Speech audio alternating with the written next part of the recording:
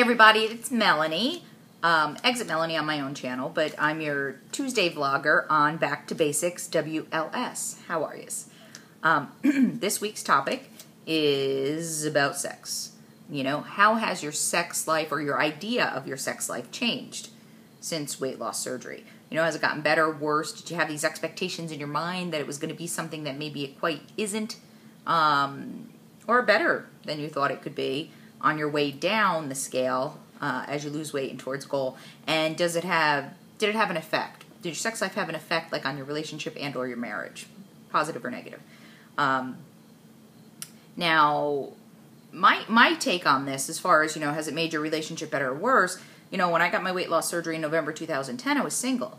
And Ed, Reinventing Ed on YouTube, Facebook, that I'm currently involved with, he and I met around that time, you know, from watching videos, and he was single at the time too.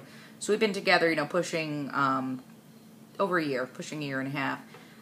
So we come at it from a different perspective maybe than someone who's been in a relationship and or married for, you know, many years, numerous years, and, you know, pre-losing weight all the way through. You know, ours is we kind of are going through in this weight loss thing together and figuring it out together, and that might be different. I love that we get to do that, by the way. I think it's a, sorry, my dog. I think it's a cool thing, and I think it's an added bonus for us. Now, so I can't measure, you know, well, I guess, you know, we both lost weight since we've gotten together, sure.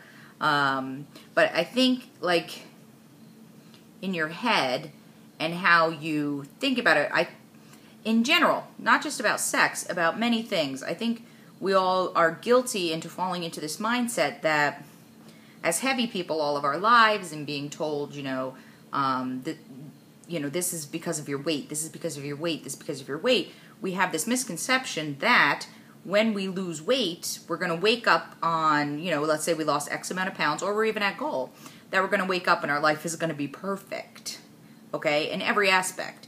And what we quickly learn along this journey is, you know, there's a big mental game to this, and there's a lot of things that you have to take care of and deal with on your way down the scale in order. No magic potion for perfect life, and that has to do with everything related to life, but today we're talking about sex. You know, so what did you think your sex life was going to be like as you lost weight? Because I think in the forums and talking to people on Facebook, I've heard many people say that whereas they thought that it was going to get better, their sex drive actually decreased. And I don't think that's uncommon. Just like I don't think it's uncommon for it to go through the roof, you know, because there's some hormone levels, men and women, different things that as you lose weight tend to clear themselves up and seem maybe what's the word? A greater libido. Is that right? Yes, a greater libido, more desire, more interest in being sexual. But the other thing is, you know, as you get more confident and feeling better about your body, the hope is that would increase your ability to enjoy your sex life, right? I think the key for that is acceptance and loving yourself on your way down the scale. You know, my joke with Ed has always been, and I have a level of comfort with him that, you know, I attribute to, well, we were friends. We were very close first before we started dating, and that's awesome. But, you know, we've also started losing weight together. We've been through in this process. We're not at goal yet, you know. So I've done things along the way to be as comfortable as I can in front of him, sexually and non-sexually. And any issues that I have, let's say, with, you know, I consider my boobs National Geographic model worthy. And it happens to a lot of us. You know, your boobs, they kind of deflate and they whatever. But my thing is, you know, stomach, belly skin, leg skin, or whatever. I joke around with it. I'm like, okay, I want you to look at it. I want you to look at this jiggle on my leg. I want you to look at my belly and in the fat and the skin, because I just want to, like, get it out there in the open so that, you know, you don't have the tendency to do the talk to yourself at naked times, like, oh my God, is that my stomach? You know, you gotta I've been guilty of that. And you have to move your mindset over to kind of be in the moment. Because let's face it, what I tell Ed, anyway, and this is really true for me, I found Ed very attractive when he was 406 pounds. You know, he's about 250, 256 now, I think. But I found him attractive then. Because the truth is, there are body issues and the issues that we have, people who love us don't care about nearly as much as we care about. You know, I might be self-conscious about it, but do we care? No. In the big scheme of things. And I don't get me wrong, I think in my previous years I've dated some idiots who did care, you know, and what we're attracted to. But I think things like getting along and sense of humor, all those things that make us sexy, is far more than the perfect body. And it's loving and accepting yourself on the way there. But like I said, I do. I'm like, you know, I have to see you looking at this part of my leg and understanding that it's going to get better or whatever, because then it's like the elephant in the room and it goes away in my head and gets out of there.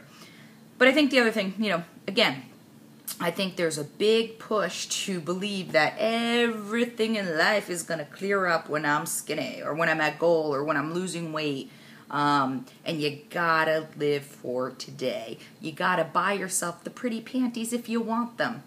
I'm a cotton girl. I'm always going to be a cotton girl. Doesn't mean there's not pretty cotton girls, but I'm a cotton girl. Just saying. But pretty ones. But, you know, buy yourself the pretty stuff. Buy yourself a turquoise bra that makes you feel better. A nightgown. Do it now. You have to enjoy the process on your way down. Don't wait until. And then don't make the assumption that things are going to get better then. Things get better when you take steps towards making them better. You know, that's the truth. But there's no magic pill. You gotta enjoy every step and be grateful for every little every little step down there towards there. You understand? And it's funny. Even let's talk about like clothing. When I mentioned get yourself the good stuff now. Now I pre-weight loss I had a cashmere sweater. And it's like, you know, I didn't want to wear it that often because I wanted it to last and, you know, you wanted to take care of it. And it's such a stupid, ridiculous mindset that clicked into me. You know, I had a different cashmere sweater because I could live in turtlenecks all winter. And you also notice, do you ever see me wear any other color besides like black? Sometimes heather gray, sometimes white, sometimes beige. But I'm a neutral girl. I'm always going to be a neutral girl.